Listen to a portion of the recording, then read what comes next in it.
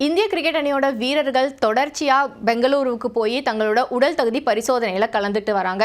கிட்டத்தட்ட 25க்கும் மேற்பட்ட வீரர்கள் இதுவரைக்கும் தங்களோட உடல் தகுதியை நிரூபிச்சிருக்கிறதா தகவல்கள் வெளியாகி இருக்கு.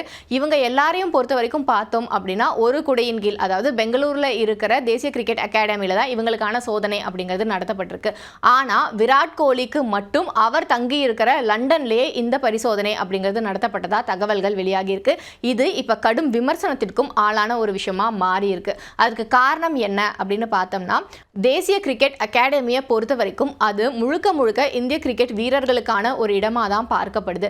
ஏன்னா அங்கதான் வீரர்கள் யாராவது காயத்தில் இருக்காங்க அப்படின்னா அவங்களுக்கான சிகிச்சை அளிக்கக்கூடிய இடம், அங்கிருந்து அவங்க மீண்டு வர்றதுக்கான எல்லா ஏற்பாடுகளையும் செய்யறது, இது எல்லாமே அங்கதான் நடத்தப்படுது.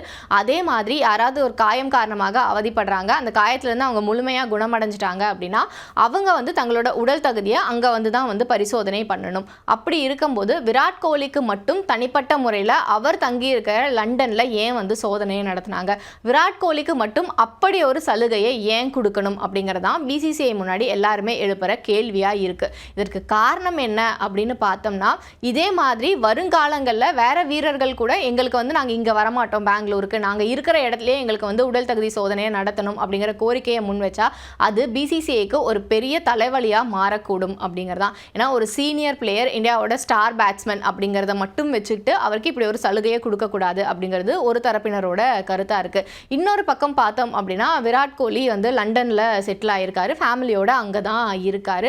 ஸோ அப்படி இருக்கும்போது இந்த ஒரு பரிசோதனைக்காக அவர் அங்கேருந்து இங்கே வரணுமே, அதனால பரவாயில்ல அங்கேயே பண்ணட்டும், அந்த மாதிரியான ஒரு சலுகையை அவருக்கு பிசிசிஐ கொடுத்துருக்காங்க அப்படின்னு சொல்லப்படுது.